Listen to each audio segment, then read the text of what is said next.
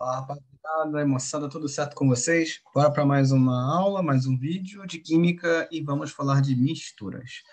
As misturas são a união de duas ou mais substâncias diferentes no mesmo lugar, no mesmo sistema. Se todas as moléculas presentes em um sistema forem as mesmas, teremos uma única substância. Então, para termos misturas, precisamos ter tipos de moléculas diferentes, o que vai envolver obrigatoriamente substâncias diferentes.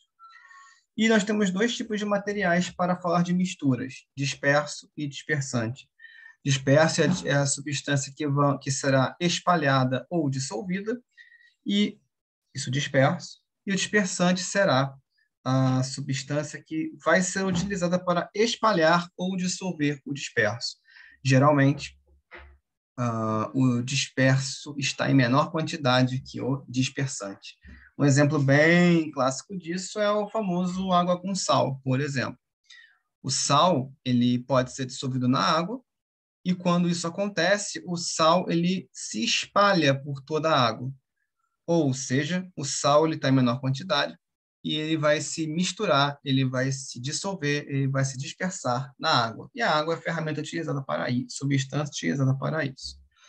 Bom, a mistura, como eu já falei, é a reunião de duas ou mais substâncias e tem duas classificações: misturas homogêneas e misturas heterogêneas.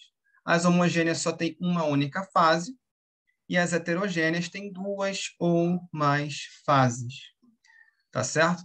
As misturas heterogêneas ainda podem receber classificação entre suspensões ou coloides, e elas possuem uma quantidade bastante grande de separações, como catação, ligação, ventilação, decantação, centrifugação, filtração simples e fracionada, dissolução fracionada e flotação.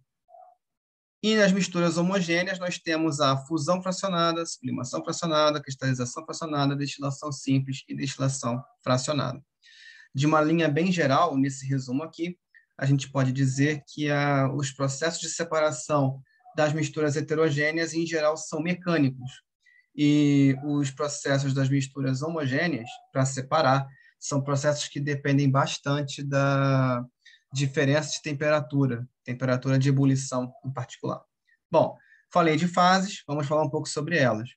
As fases de uma mistura são os aspectos visuais, ou seja, a forma como a substância se apresenta para a gente. Então, é um aspecto que pode ser físico ou um aspecto de coloração. Então, se eu tenho um sistema com água, areia, óleo e gelo, cada um vai ter uma cor ou vai ter um estado físico diferente um do outro para que eu possa perceber visualmente. Originalmente, a ideia de fase tem a ver com o aspecto visual, o que a gente consegue enxergar. Perfeito? Então, vamos lá. Falando de mistura homogênea, misturas homogêneas em particular, são formadas pela dissolução de um material, o soluto, em outro, solvente, realizando o sistema formado por uma única fase. O que isso quer dizer? Quer dizer que quando ocorre a mistura do disperso no dispersante, somente o solvente vai ser visualizado, o dispersante, o disperso, o soluto, não é mais visualizado. Então, se você misturar, por exemplo, água com álcool, você vai perceber que simplesmente você não vai conseguir diferenciar onde está cada componente e você só vai enxergar o solvente na prática. Bom, quanto às misturas homogêneas, nós temos uma mistura, um tipo de mistura simples ou comum, quando não há uma proporção específica de cada um dos componentes. Ou seja, eu posso misturar água, posso misturar, por exemplo, sal com água, posso misturar açúcar com água. Apesar de existirem quantidades diferentes para se dissolver, não existe uma proporção super específica para que a mistura ocorra. Ou seja, existem quantidades variadas, algumas misturas podem se misturar homogeneamente de modo infinito, outras não. Mas as misturas homogêneas simples têm possibilidades em relação às quantidades.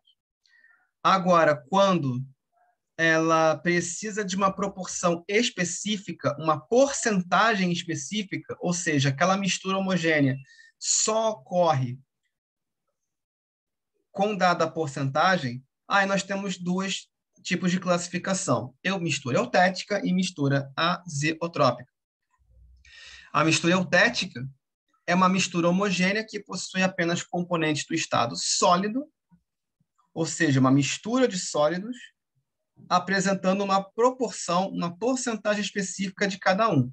No caso da solda, ela é uma mistura eutética representada pelos materiais estanho e chumbo, onde o estanho entra com 63% e o chumbo com 37%. E, além disso, as misturas eutéticas têm ponto de fusão constante e o ponto de ebulição variável. Um bom ponto aqui de observação é que, conforme foi falado na aula de substâncias, as substâncias têm sempre um ponto de fusão e um ponto de ebulição fixos nos gráficos de aquecimento, e também isso se converte no gráfico de resfriamento, tá? Isso quer dizer que se eu tiver, por exemplo, a água pura, o ponto de fusão é 0 graus e o ponto de ebulição é 100 graus. E todas as substâncias vão ter essas duas informações fixas. No caso das misturas comuns, tanto homogêneas quanto heterogêneas, não existem pontos de fusão ou pontos de ebulição. Nas misturas comuns, nós temos faixas de fusão e faixas de ebulição.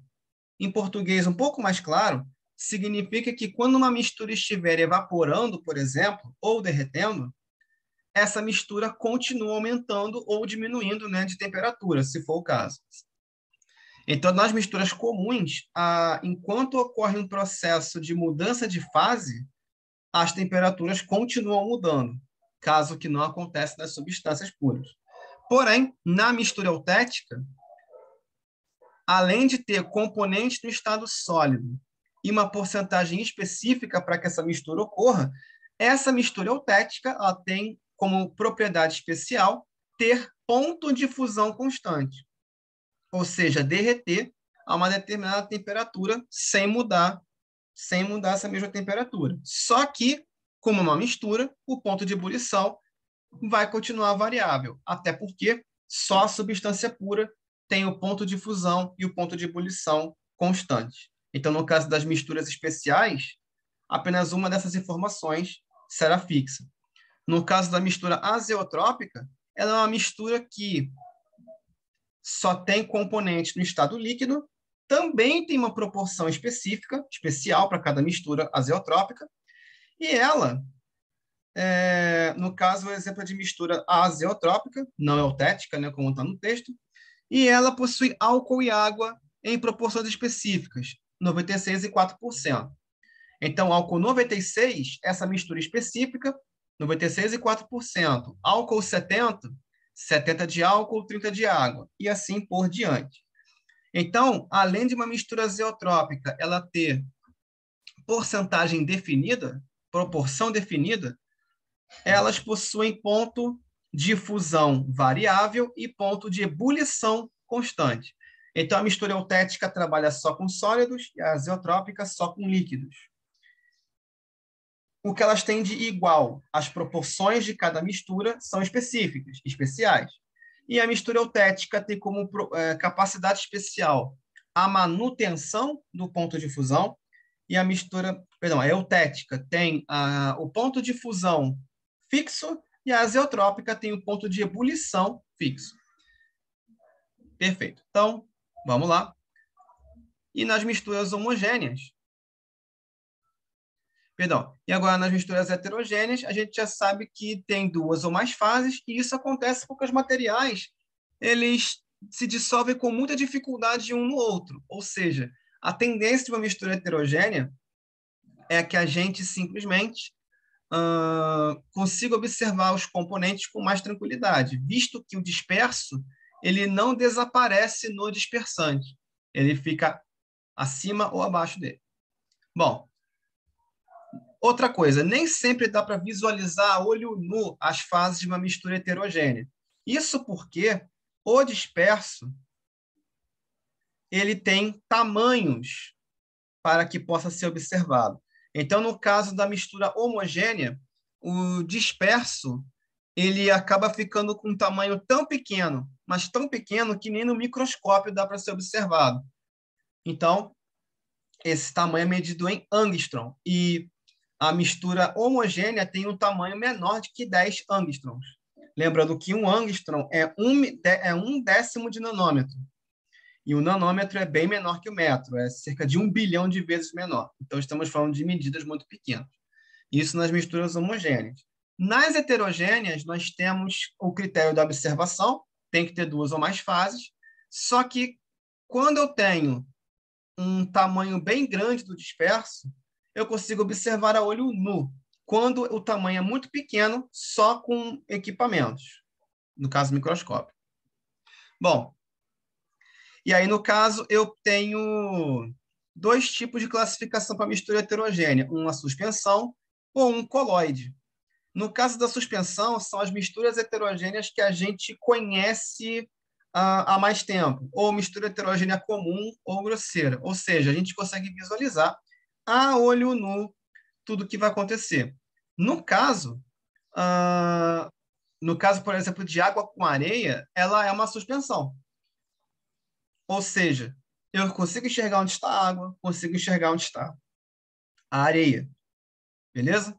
E o tamanho do disperso é superior a 1.000 angstroms, que é a medida utilizada para se definir o quão perceptível ou não é o disperso. No caso aqui da água com areia, a areia vai ser normalmente a disperso, tem a menor quantidade que a água. Então, as partículas da areia são maiores que 1.000 angstroms. Logo, a gente consegue enxergar tudo da areia bonitinho e a água por cima, nesse caso. Lembrando que quem fica acima ou abaixo na mistura heterogênea depende da relação de densidade, assunto que também já foi abordado aqui conosco em outros vídeos. No caso do coloide, são misturas heterogêneas e que um disperso, ou seja, quem eu vou tentar espalhar, tem um tamanho entre 10 e 1.000 angstroms, ou seja, menor que 10 angstroms vai entrar em uma solução. Solução, no caso, mistura homogênea. E aí, nem no ultramicroscópio dá para se observar. Não dá para observar de jeito nenhum o disperso, só o dispersante, formando uma única fase. No caso do coloide, ela tem um tamanho entre 10 e 1.000 angstroms, e aí, só com ultramicroscópio, microscópio eletrônico, que se consegue observar. O disperso ele só pode ser sedimentado ou decantado em uma ultracentrífuga, ou seja, não tem como, sem equipamento especial, nem separar e nem observar. Então, os processos de separação mais comuns não dão conta de resolver a questão do coloide. Então, a olho nu parece que é uma solução, é uma mistura homogênea. Por exemplo, a gelatina, a gente prepara a gelatina, deixa na geladeira, bonitinho lá, e quando ela fica pronta, fica tudo de uma cor só. Aí a gente pensa, isso aqui é uma mistura homogênea, professor. Isso aqui só tem uma fase, só estou enxergando uma cor. O sangue humano tem aquela cor vermelha escura. E só tem aquela cor. Aí a gente pensa, professor, isso aqui é mistura homogênea. Ué, só estou vendo uma cor? Então, é por isso que a questão de fase, inicialmente, eu falei inicialmente, ela é utilizada para a questão visual. Porém, como a mistura homogênea e heterogênea também depende do tamanho da partícula, do tamanho do disperso, aí já é uma questão mais chatinha. Então, relembrando, as misturas mais comuns é um aspecto de visual. Se eu misturei e só enxergo uma fase, mistura homogênea / solução. Se eu enxergo 2, 3, 4, 5 fases, ou mais, mistura heterogênea, que também é chamada de suspensão, né? A mais comum. Porém, a nível de tamanho do disperso, se eu tiver menos de 10 angstrom, é uma mistura homogênea e nem microscópio enxerga isso. Se eu tiver entre 10 e 1.000 angstroms, é uma mistura heterogênea do estilo coloidal, coloide. E Se eu tiver mais de 1000 angstroms, aí é uma mistura mais tranquila de se enxergar, vai ser perceptível que é uma mistura heterogênea do estilo suspensão. Beleza? Então, se eu pegar o sangue, então se for pegar, como é que você separa os componentes do sangue? Via centrífuga. Aí sai as plaquetas, sai o plasma, tudo bonitinho. Mas se você misturar tudo isso a olho nu, o nosso olho não consegue enxergar uma partícula desse tamanho. Então, só para simplificar mais ainda, misturas homogêneas, elas só têm uma fase e não dá para ver o disperso de jeito nenhum. E nas misturas heterogêneas, a depender do tamanho, você consegue enxergar a maioria a olho nu e algumas outras com microscópio. Agora vamos comentar aqui da separação de misturas. As primeiras, como eu já comentei antes aqui no vídeo, são processos mecânicos, um pouco mais simples em geral, para as misturas heterogêneas. Por que é mais simples? Porque eu estou vendo mais de uma fase. É um pouco mais fácil de separar, usando a técnica correta, é claro. Nas misturas homogêneas, como eu só estou enxergando uma fase, nenhum desses processos mecânicos vai funcionar. E aí os processos vão se basear em quê? Em diferenças de temperatura, já que cada substância vai ter um ponto de fusão específico, um ponto de ebulição específico. Primeiro, catação. A catação é o mais simples de todos, é apenas um processo de separar a mistura manualmente. Então, o melhor exemplo que eu tenho de catação é a questão de você separar os lixos recicláveis. Se você pegar todo o lixo que não é orgânico da sua casa e for fazer uma reciclagem dele, você vai separar os plásticos, né, cheia de plástico, papel na de papel, metal na de metal, vidro na de vidro. Então, quando você separa o lixo inorgânico da sua casa, aquele que não fica se decompondo, e coloca em sacos separados ou lixeiras separadas, você está fazendo catação. Você está separando manualmente. Geralmente, ela é formada por sólidos ou, no máximo, sólido e líquido, desde que o sólido tenha um tamanho razoável para que a gente consiga pegar com as mãos. Né? Tem alguns tipos de sólido que os grãos são muito pequenos, aí não tem como. Para diferenças de grãos, se usa uma peneira, o que a gente fala por peneiração ou tamização. É um método que uma mistura heterogênea é formada por sólidos ou por um sólido e um líquido que atravessa uma peneira. Então, se eu tiver, por exemplo, uma peneira e eu quero separar dois tipos de grãos, quero ficar com um grão maior e o grão menor pode escapar, a peneira vai deixar os grãos menores escaparem. Por exemplo, eu vou separar uma mistura simples, pedra e areia, pedras pequenas e areia. E essa mistura está em um recipiente qualquer, pega uma peneira e joga a mistura. Porque a peneira vai deixar a areia passar. São grãos extremamente finos, mas as pedrinhas não vão passar. Ventilação vai utilizar a força do vento para separar o componente mais leve de uma mistura heterogênea formada por sólidos. Ou seja, o material que for mais leve, ele é mais sensível à ação do vento. E a ventilação o separa. Na levigação, nós temos o processo que utiliza a força de um líquido para separar o componente de maior densidade de uma mistura heterogênea. Por exemplo, quando se fala de garimpo, o ouro é extraído, mas ele é muito misturado com areia. Só que a gente não quer ouro com areia, a gente quer o ouro mais puro. O que se utiliza? Quando a gente tem um ouro, ele está cheio de areia em volta dele. Se utiliza muito correnteza de rio.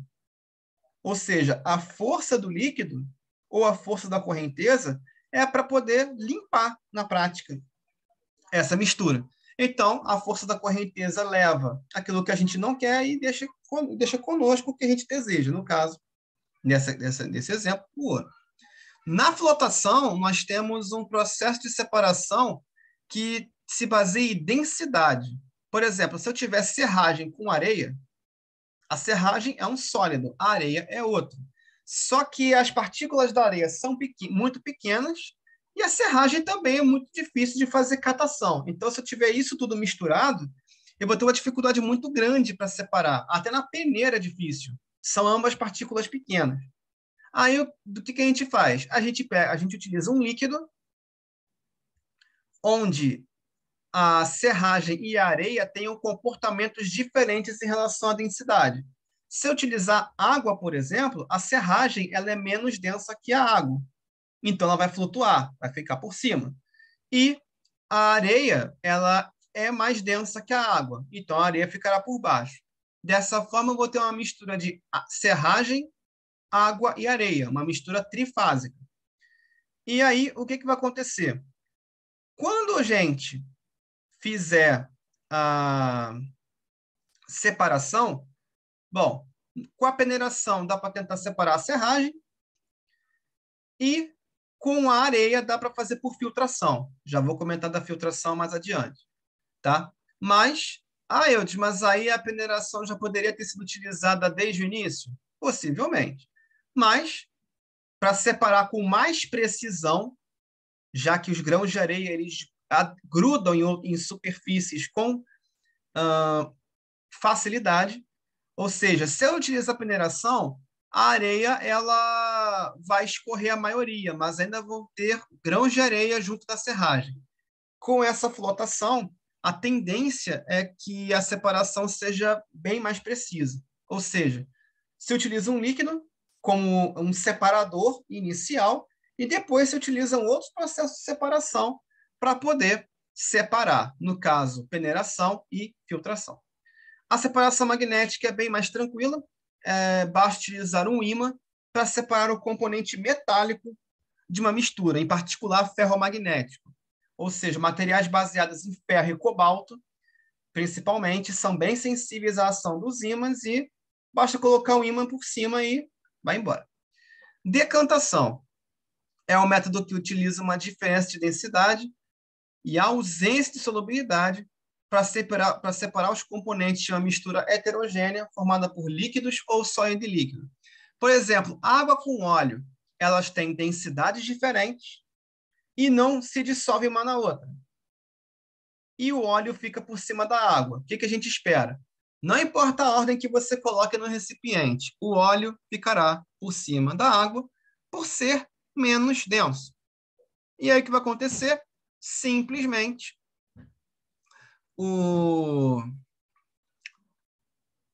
como é que a gente faz a decantação? Se pega o recipiente com a mistura e inclina-se esse recipiente para um outro recipiente vazio. E aí a gente vai separar a fase superior. Se for uma mistura de água com areia, é a água que fica por cima, é a água que estamos separando primeiro. Na mistura de óleo com água, o óleo fica por cima, então o óleo que sai primeiro. Até que a gente perceba que não dá mais para separar. Tem que inclinar devagar, inclusive, porque senão você vai inclinar a mistura toda. Não é esse o fato. É uma separação bem simples, bem tranquila. E só que quanto mais simples for um processo, normalmente menos preciso ele é. Outra coisa, antes da decantação acontece um processo chamado sedimentação muitas vezes, principalmente com água e areia. Por quê? Quando se coloca areia na água, geralmente a areia não assenta, ela não vai para o fundo imediatamente da mistura, não vai para o fundo da mistura imediatamente. Ela se mistura, levanta um pouco, depois, aos poucos, ela baixa e vai para o fundo. Então, quando essa mistura demora a ficar no formato final, ou seja, com as fases definidas, estamos falando de sedimentação. Na centrifugação, a gente se utiliza de uma centrífuga para acelerar a decantação, ou seja, a centrifugação ela é mais precisa e se utiliza equipamento para poder melhorar a decantação. É uma decantação melhorada. Vamos lá. Ainda que temos a dissolução fracionada. A dissolução fracionada é muito, muito parecida com a flotação. A gente vai utilizar um líquido para poder separar dois sólidos. Pô, Eudes, mas qual é a diferença então entre a dissolução fracionada e a flotação? Já que vai se utilizar um líquido para separar. É que na flotação, nenhum dos líquidos, nenhum dos sólidos vai se dissolver no líquido. Na dissolução fracionada, um deles fará isso. Por isso que tem esse nome. Dissolução fracionada, ou seja, um sólido dissolve e o outro não. Nesse caso, do exemplo aqui, água, sal e areia, a água ela tem muita afinidade com o sal e vai dissolvê-lo. Então, o sal vai se incorporar à água. A gente vai só enxergar a água. Mas a areia não. A areia, ela vai se manter no fundo do recipiente. Então, se eu tiver uma mistura de sal com areia, é impossível separar, até mesmo com a peneira. Então, simplesmente se faz o quê? Se coloca a água vai absorver o sal para dentro, para si, e aí vai ficar uma mistura bifásica de água salgada e areia.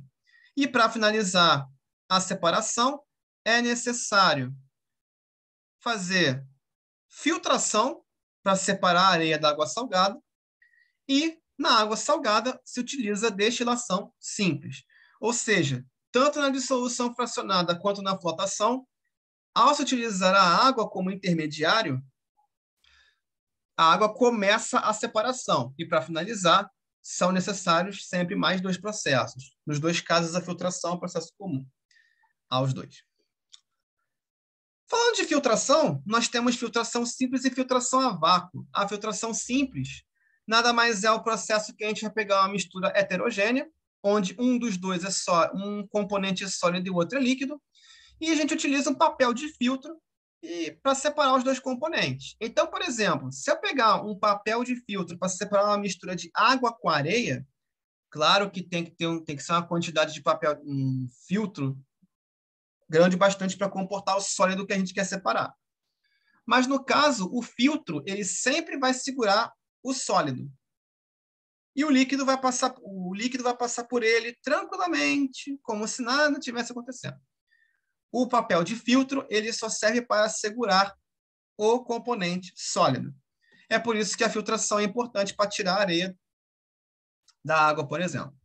Mas, Eudes, e a filtração a vácuo, para que ela serve? É o mesmíssimo tipo de mistura e é a mesmíssima situação, porém com uma mudança. O líquido ele escorre extremamente devagar. É um líquido que escorre lentamente. Um exemplo mais perceptível, embora não tão simples de se pensar, em vez de ter... Agora você imagina que você tenha um sólido embaixo de mel, por exemplo. Sólido embaixo, mel em cima. O mel, ele escorre, ele cai muito mais devagar do que a água. A água escorre rapidamente, o mel escorre lentamente. Então, o filtro vai continuar segurando o sólido, só que como o mel escorre muito devagar, você utiliza uma bomba de vácuo no final do sistema para poder acelerar a descida do líquido. É nesses casos que se recomenda a filtração a vácuo. E a extração é a dissolução de parte de um sólido em um líquido, como, por exemplo, na preparação dos chás e na preparação dos cafés também. No café, a gente tem extração por quê?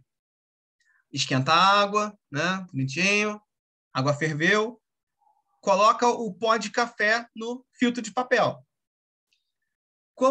Aí, quando a água quente atinge o pó de café, ela dissolve uma parte do pó de café.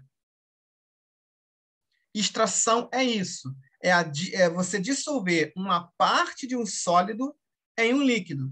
E aí esse líquido vai ficar com algumas das propriedades desse sólido. Isso acontece em todos os chás. E só para lembrar, o café também é um tipo de chá. Beleza?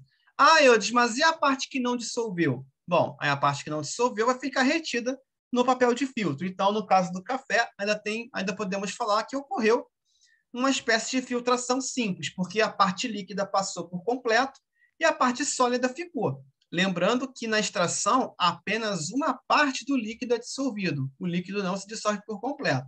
O sólido, perdão, não se dissolve completamente. Até porque se o sólido se dissolver completamente, se misturar totalmente, teríamos uma mistura homogênea, não heterogênea. Bom, por falar nas misturas homogêneas, vamos falar aqui de algumas separações específicas delas. Primeiro, cristalização fracionada. Nós temos solutos dissolvidos em um solvente e eles são separados à medida que o solvente sofre evaporação. Então, digamos que eu tenha água quente, e aí eu dissolvo dois sólidos nela, dois diferentes. Mas a água está quente, ela consegue dissolver. De acordo com aí eu continuo evaporando a solução, continuo fervendo a água. À medida que a água vai embora, cristais desses sólidos vão aparecendo. É por isso que é cristalização fracionada. Aí vem a pergunta, pô, se eu tenho dois sólidos, como é que eu vou separar os dois? Simples, porque o primeiro tipo de cristal que vai aparecer são os cristais da substância que é menos solúvel. E depois o mais solúvel, na prática. Fusão fracionada, nós temos uma mistura homogênea formada por sólidos, como, por exemplo, o bronze, que é uma mistura de cobre com estanho. E aí, para você separar o cobre do estanho, você precisa esquentar o material até forçar o derretimento do bronze. Só que, quando você vai tentar forçar o derretimento do bronze, o cobre e o estanho têm pontos de fusão diferentes. Quem tiver o ponto de fusão menor, aparece primeiro, é separado. Na sublimação fracionada, a gente vai aquecer uma mistura homogênea formada por sólidos, só que um deles é sublimável. Então, se tiver uma mistura de naftalina com outro sólido, para formar um terceiro, a naftalina ela sofre sublimação, ela passa direto do sólido para o gás. Isso quer dizer que, quando a naftalina começar a sublimar, ela vai se espalhar pelo ar, com o seu cheiro característico, e o outro sólido vai começar a aparecer sozinho. E os mais utilizados são destilação simples e destilação fracionada. Para que serve a destilação? Bom, primeiro que na destilação tem que ter um líquido pelo menos. Na destilação simples temos um sólido com líquido, e na destilação fracionada só tem líquidos. Lembrando que da cristalização fracionada até destilação fracionada só tem mistura homogênea. Qual que é o processo? No caso da destilação simples, exemplo, sal com água, você pega um balão de vidro, aquece esse balão de vidro, lembrando que o sal ele é um sólido por natureza, então ele vai se manter sólido por uma temperatura bastante alta, e a água vai evaporar. Conforme a água for se evaporando, o balão de vidro vai começar a ficar cada vez mais seco, até o sal começar a aparecer. Mas o que acontece com a água que evapora? A água evapora e ela é resfriada em um aparelho chamado condensador, que ele tem água fria correndo dentro dele. Aí o vapor de água se resfria, formando água novamente, e a gente recolhe essa água em outro recipiente. Aí eu fico com dois recipientes, um apenas com um sólido e o outro com a água separadinho. Lembrando que a água evapora a 100 graus Celsius e o sal de cozinha, que eu usei como exemplo, ele derrete a 800. Então, é bem tranquilo fazer essa experiência. Só que na destilação fracionada, nós temos dois líquidos. E aí vamos separar por pontos de ebulição. Por exemplo, água com álcool, como é que separa? O álcool evapora a 78 graus Celsius e a água a 100. Então, quando a mistura começar a atingir 78, 79, 80 graus Celsius, o álcool da mistura vai começar a se evaporar. Então, o vapor de álcool que vai ser recolhido primeiro. E quando a mistura começar a se aproximar dos 100 graus Celsius, 97, 98, 99, quer dizer que o álcool está quase acabando na mistura. E quando a mistura chegar a 100 graus Celsius, quer dizer o quê? Que todo o álcool já foi embora. Aí já pode parar o processo de separação. Porque quando tiver só 100 graus Celsius, no balão de vidro eu vou ter apenas água. Então já recolheu todo o álcool nesse sentido. Além das destilações, outro processo que se fala em relação a sólido com líquido em mistura homogênea é a evaporação. Na evaporação, como por exemplo, o que é uma salina? É uma grande represa onde se coloca água do mar e deixa o sol batendo a fio, deixa o sol fazer o seu trabalho, que é esquentar a água até que a água se evapore. Na evaporação, além de ser um processo de mudança de fase, onde o líquido passa para o estado gasoso, se tiver, por exemplo, uma mistura homogênea, onde eu quero obter um sólido, eu deixo a água evaporar, a água não é do meu interesse, e eu recolho o sólido ali para isso. Beleza? Então, na destilação simples, comparada à evaporação, eu tenho interesse em recolher os dois materiais. Então, eu quero preservar tanto o sólido quanto o líquido. Na evaporação, eu não estou me importando com o líquido, tanto é que eu quero que ele evapore, quero que ele vá embora, e só estou interessado no sólido. Evidentemente, na destilação fracionada, estamos interessados nos dois líquidos. E para finalizar o vídeo de hoje, vou deixar aqui, passando lentamente aqui no vídeo, na tela, exercícios de fixação. São 24 exercícios para vocês praticarem um pouquinho e se desafiarem. Tá? O gabarito vai ser disponibilizado na descrição desse vídeo. Então, é só pausar o vídeo com calma, tentar fazer e verificar um gabarito depois, beleza? Então, vou deixar aqui o vídeo passando, mas muito obrigado aí pela audiência de vocês. Tamo junto e agora vamos passar os exercícios aqui bem devagar. Então, aqui temos o primeiro. Aqui o segundo, ó, só para deixar bem. A maioria das questões é bem tranquila, só para praticar mesmo. Tranquilo, só para a gente poder deixar exercitar conceito e deixar tudo em ordem, né? Aqui a 2 e a 3, bora para 4, com os seus tipos de gráfico, ó. E as opções aqui embaixo. Questão 5.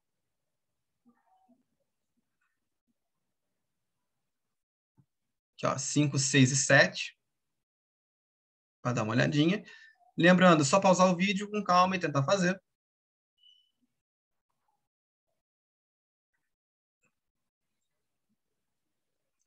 Aqui as questões 8, 9 e 10, ó, com tranquilidade.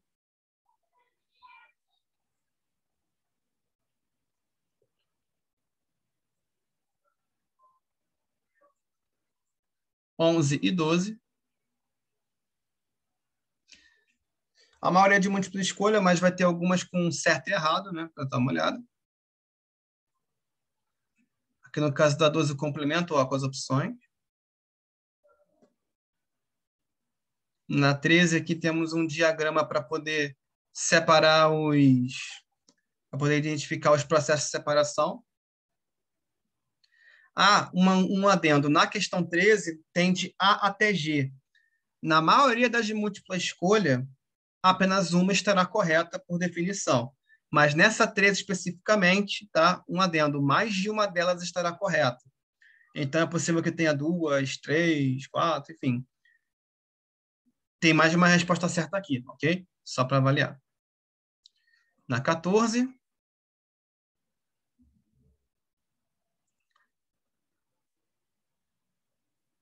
Beleza. Tá aqui para olhar. 15, 16 e 17.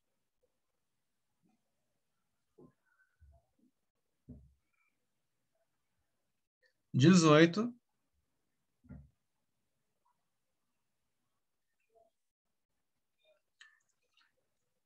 19, 20, 21 e 22. Aqui é 23. E a última aqui, questão 24, para vocês se testarem, tá certo? Então, muito obrigado e até o próximo vídeo.